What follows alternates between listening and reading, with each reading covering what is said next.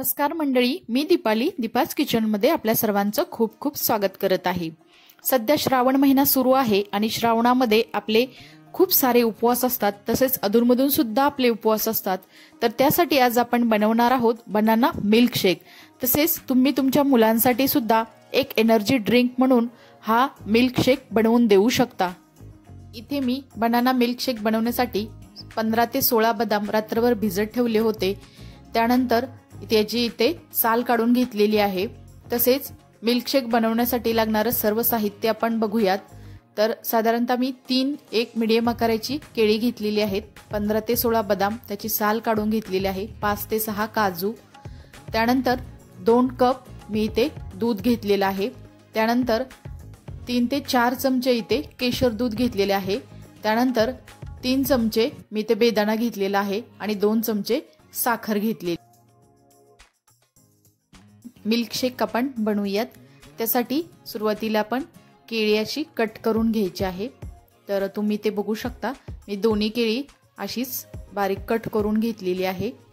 त्यानंतर आता एका मिक्सर जार मध्ये आपण सुरुवातीला घालूयात बदाम, त्यानंतर घालूयात काजू,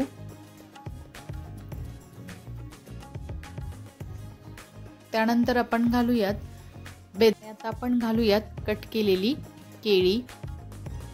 तर तुम्हाला जसं प्रमाण हवं आहे त्या प्रमाणात तुम्ही सर्व साहित्य कमी जास्त करू शकता।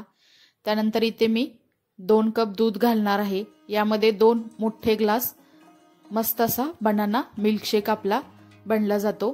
त्यानंतर घालूया आपण केशर दूध। मी इथे केशर घालून दूध थोडा वेळ ठेवलं होतं, तर ते साधारणतः 3 ते 4 चमचे घातलेलं आहे।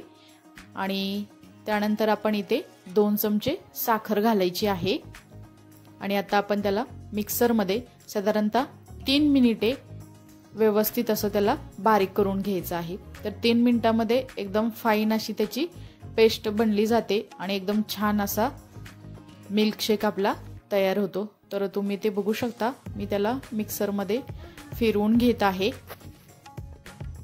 तर तुम्ही ते आता बघू शकता आपला मिल्क शेक अगदी व्यवस्थितपणे बनलेला आहे। तर त्याला मी तुम्हाला असं उघडून दाखवते जरा।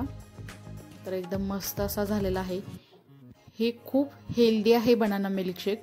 तुम्ही नक्की तुमच्या मुलांना सुद्धा हा अधूनमधून देत जावा, कारण यामध्ये सर्व ड्राय फ्रूट्स असतात, त्यामुळे एकदम एनर्जेटिक आहे। तर त्याला आपण एका ग्लास मध्ये काढून घेऊयात। तुम्ही बघू शकता एकदम फाईन अशी त्याची पेस्ट बनलेली आहे, एकदम मस्त असा एकसंग असा झालेला आहे। तर आता आपण वरून याला थोडंसं ड्राय फ्रूट्स घालूयात,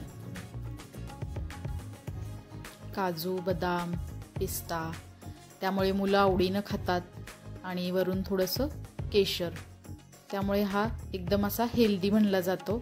तुम्ही सुद्धा उपवास असेल तर हा बनाना मिल्क शेक बनवून घेऊ शकता, त्यामुळे तुम्हाला जास्त वेळ एनर्जी राहील। तर इथे बघू शकता एकदम मस्त असा आपला बनाना मिल्क शेक बनवून तयार आहे।